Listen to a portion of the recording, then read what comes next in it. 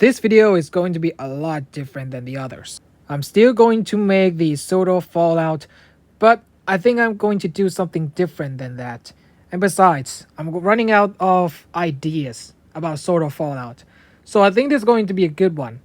This is the conspiracy and theories about forest horrors.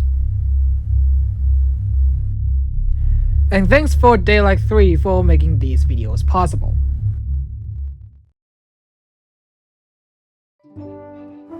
At the beginning of the video, everything started normally, just like any other Thomas fans video. It was nighttime on Sodor, all the engines had already finished their jobs, and Henry was pulling a goods train.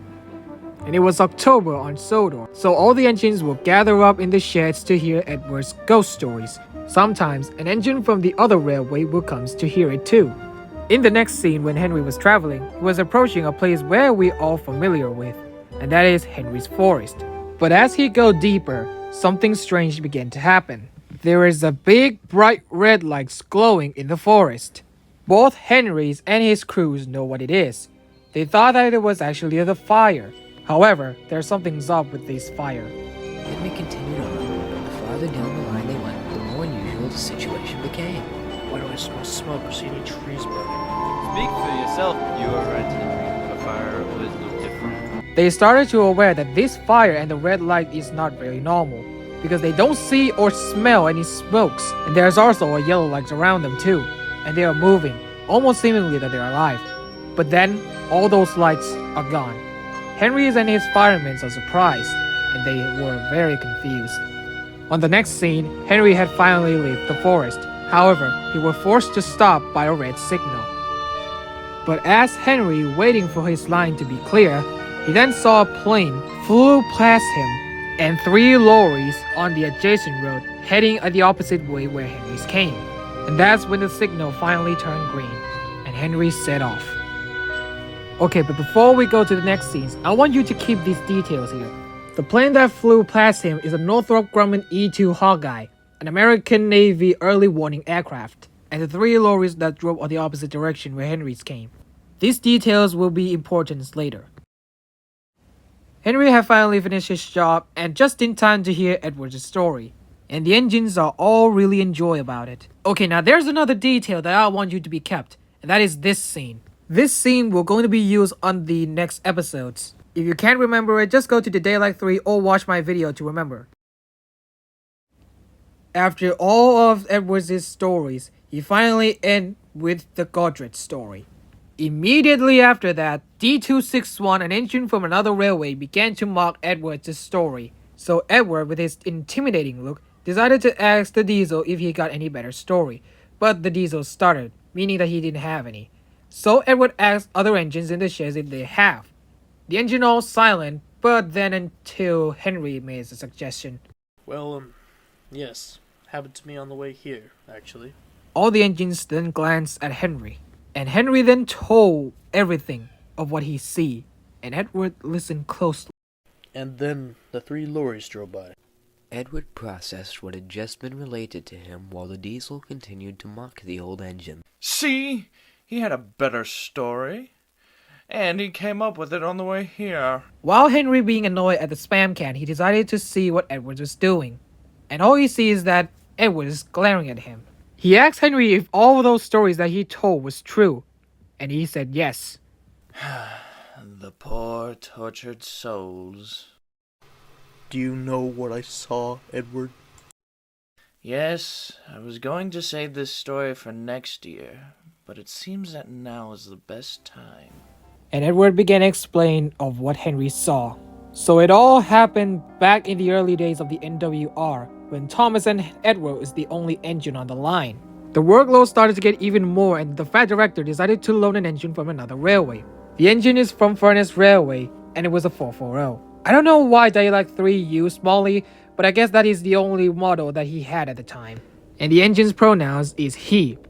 The engine was pulling an express train at night, but when they reached Henry's Forest, before it was called Henry's Forest at the time, the point was set to the siding, where the gunpowder was stored. In an instant, the passenger train passed over the switch and into the woods. Moments later, there was a brilliant fireball and a deafening explosion. The explosion caused a raging forest fire to start, incinerating the poor souls trapped within the coaches. When the fire was put out, the only trace of the train was a burned tender, charred, blackened skeletons. The accident would force the old line to be abandoned. Years later, after the railway had grown, a call came in to the Sodor Fire Brigade. The person on the end of the landline was a signalman, reporting a forest fire. The fire brigade mobilized, and when they arrived, they saw an unmistakable red glow coming from the forest. They ventured into the forest to find the source of the light. After many minutes of walking, it struck the firemen how calm and quiet the forest was. The forest fire would not be silent, or as bright and unchanging as the light was. They pressed on and came to a deserted train line that traveled directly towards the epicenter of the light. Upon reaching an old siding, they saw the ghostly remains of an express train with a glowing red engine. The closer the firemen approached the train, the more burned and dilapidated it appeared. One fireman got close to the coaches and opened a door. No sooner had he done it did lights pour out from the train. Each small light dispersed into the trees, dodging in and out rapidly as if in search of a way out. The firemen ran and didn't look back. Once they exited the forest and were back on the road, they realized the lights had vanished, only leaving darkness. None of the firemen spoke of the event for the rest of their lives, except for one. It was about 10 years ago that a retired fireman related this story to me while waiting on a signal at Sudbury. He said the event happened on and off throughout the years, and that every time a fire brigade and eventually firefighting planes were called to fight a blaze, I was never there. Okay, now this is where we put the details that we kept into use. See that there's 3 fire engines and a C-47, which is also used for a firefighting plane. However, this scene is completely different from what we saw from the beginning. In the beginning, the plane we saw is an E-2 Hawkeye, a plane that had a large radar on top of it. And if it was a forest fire, then why there's 3 lorries instead of 3 fire trucks? Now I know that the fire trucks are also the definitions of the lorries, but those lorries are for carrying cargo, not carrying water. The forest for help on the roads or main line, but they always disappeared short of the tree line. Now with this story in mind, would any of you venture into the forest? The engines discussed the story for a few minutes, but slowly, each engine drifted to sleep. The scenes then later changed to the morning, where the engines had already do their jobs, with Edwards and Henrys are still at the sheds, as well as Stepney and Duck and D261. The inspectors also came, eyeing on him, and D261 was supposed to take the heavy passenger trains to Barrow.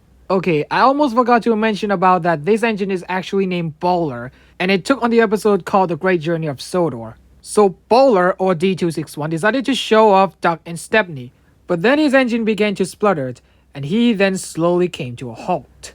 And when Duck and Stepney took D261 back to the sheds, they then found out that the inspector's hat was sucked into his engines. So Duck and Stepney had to double-head it and take D261 train. D261 just sat there eyeing them with anger. And when they were gone, Sir Topham had decided to talk to him. But there's another details that I need you to see, or rather, take a listen. Now I understand that this wasn't your fault. With that in mind, I will offer you a second chance. Do you hear that? Take a listen again. With that in mind, I will offer you a second chance. The Duke and Duchess of Boxford's private engine is in the works. With that in mind, I will offer you a second chance. The Duke and Duchess of Boxford's private engine is in the works. Now when I watched this for the first time, I didn't hear that. But when I rewatched it, I then realized that there's lady whistles in the background. I didn't know why there's lady whistles in the background, but as the series went on, it began to become more apparent. So Sir Topham had decided to give D261 a second chance. And his second chance is he has to take the Duke and Duchess of Boxford around the island. Being a snobby bastard as he is, he gladly take the job. The scene then cuts to Henry had finally finished and he is ready to do the jobs. Henry moved slowly onto the turntable and quickly left for the yards. The yards bustled with the shunting of trains and bustling of workers loading and unloading trains. It was hard to fathom that the night before had been the scariest time of the year for the little island. Trains and lorries, bustling in and out as they always had. Soon, Henry found and coupled up to his train. It was a long goods train with many cars filled with assorted goods bound for Vicarstown. After the workmen had finished repairing the line of cars, the train departed with a mighty wish of steam. And shortly after, Henry was on the main line.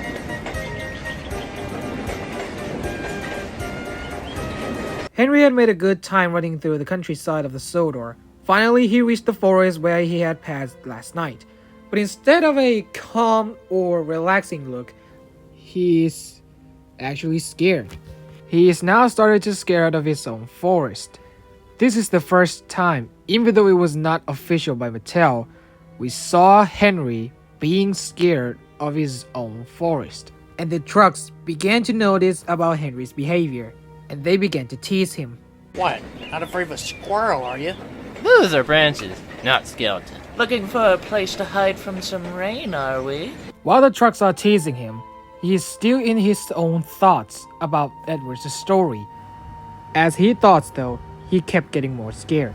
The more he kept thinking about it, the more he wanted to get out. So, he began to pick up more speed. But as he rounded the bend, he then saw that there was a red signal. Henry slammed on his brakes, trying as hard as he could to stop. But when he finally stopped, however, he overpassed the junction. Henry was scolded by his driver. What was that, Henry? You could have had a serious accident. You should know not to go that fast. Sorry. I didn't realize I was going that fast. His driver calmed down and suggested they should reverse before any other trains came. But as Henry begins to reverse, another problem arose. He then heard D261 horns from the distance. Henry's, yet again, had to brakes, as well as D261. He was pulling the Duke and Duchess of Oxford. Both trains stopped just in time before the collision, but after that, D261 scolded at Henry. What are you doing blocking the main line? The trucks pushed me past the signal. We were backing up when you came around the corner. D261 remarked Henry of being old and outdated, saying that's why he stopped in the middle of the junction. The two engines began to have an argument, but then the Duke had interrupted them. He kindly asked Henry to clear the path for them so they could get to their destinations. And so, Henry did what the Duke told him to. After he cleared the path, D261 quickly rode away. But as he passed the junction, he then muttered, This railway would be much better without you old tin cans. This made Henry feel bad. His fear had almost driven him straight into an accident. Just then, the signal turned green. All right, Henry. Slow and steady this time. Don't let that diesel get you down. All right, I will. With that, Henry moved forward down the line. The scenes then cut to D261 who was speeding down the line, trying to make up the lost time, and was thinking of proving himself. If I get them there on time, then it will prove that I am better than those tin cans. He moved quickly across the island, racing over bridges, through tunnels, and around bends. As he traveled, he could hear a persistent echo. I need to get myself checked over to find out what is making that noise.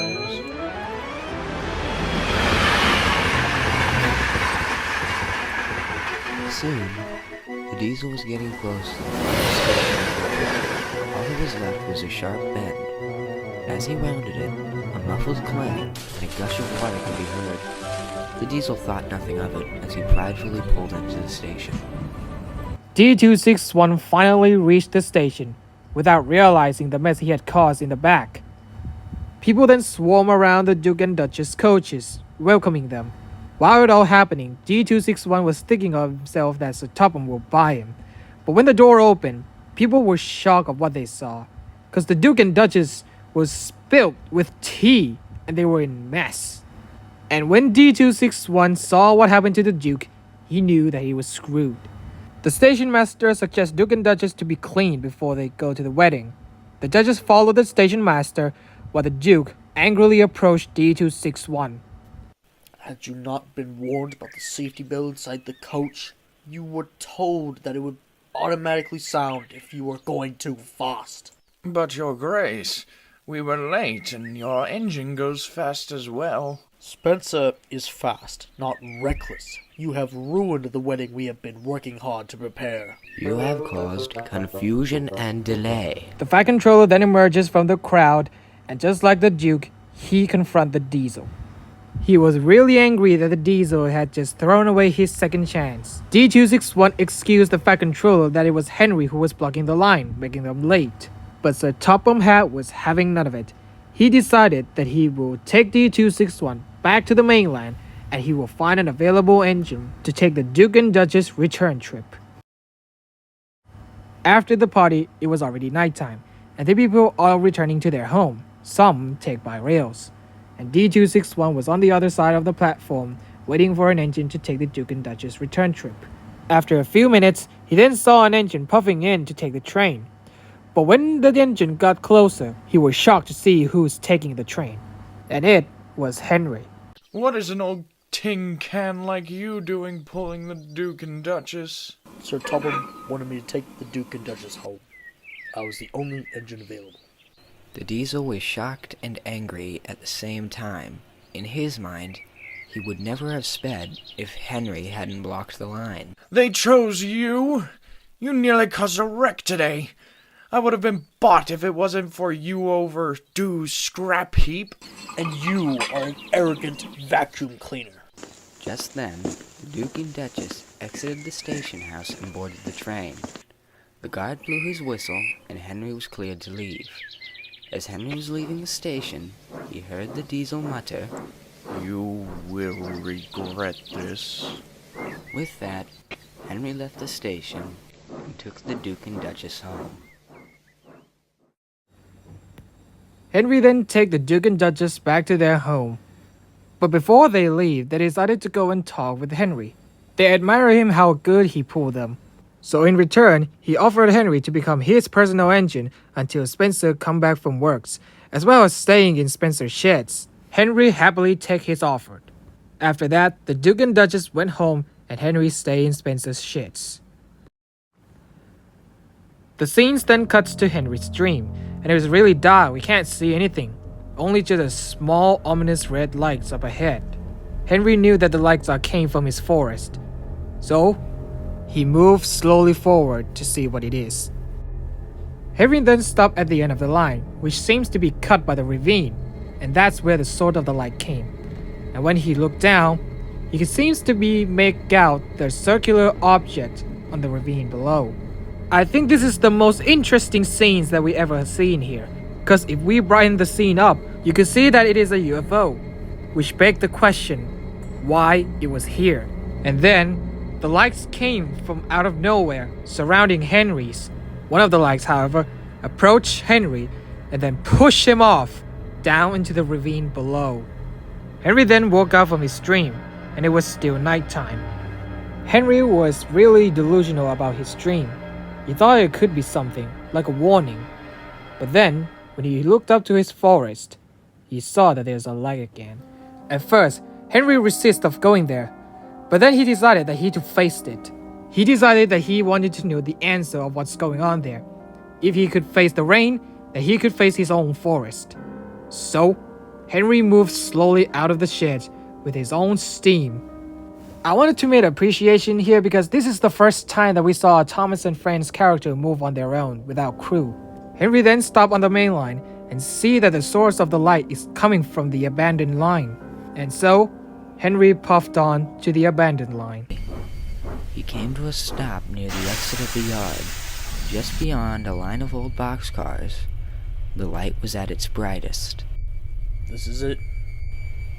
With no small amount of trepidation, Henry slowly crept forward. Each second felt like an eternity as he got closer and closer to the light.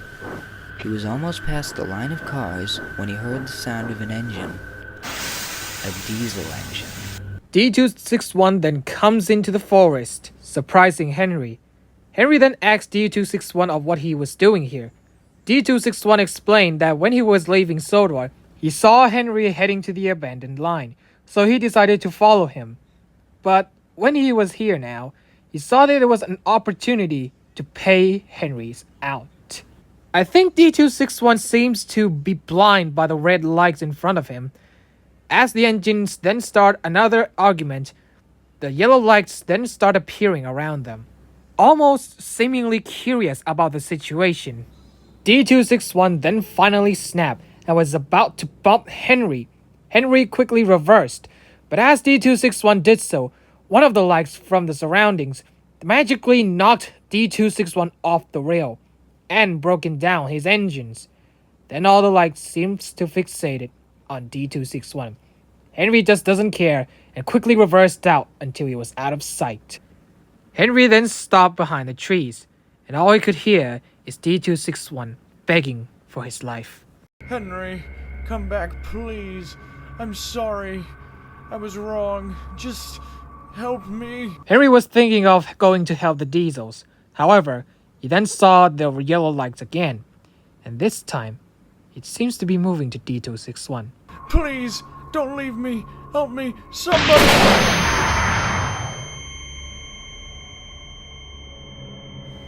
Henry was shocked and petrified. Henry was thought of going to see what happened to the diesel. However, his other part tell him not to go. However, his thought then interrupted by the sight that he had already seen. He then saw 3 lorries crossing the rails, and yet again an E2 Hawkeye flew over him and seemingly circulating the sky. And then, he then smelled the smoke coming out from the forest. That's when Henry think that it was time to leave. However, he then stopped because there was a tree fallen on the line. He was now trapped.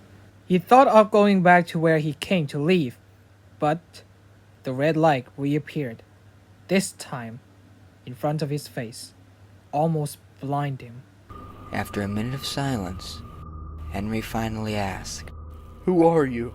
The light only shone on him, not moving, not flickering, not answering. Why are you here? Again, no reply came. Henry didn't know what to do. The light seemed to only watch and observe. Henry was thinking of what to do next when he began to feel tired. As the seconds slipped by, Henry found himself closing his eyes and drifting to sleep.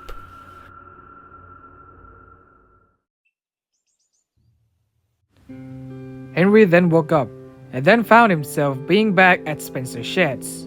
He is still processing of what just happened to him and from what he had seen. But as Henry processed though, his crew arrived and it was time for Henry to leave and go to work. His crew then fired him up and Henry steamed away.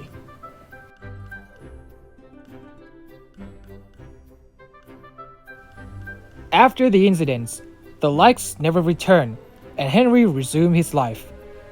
He also regained his fascination and love on the forest.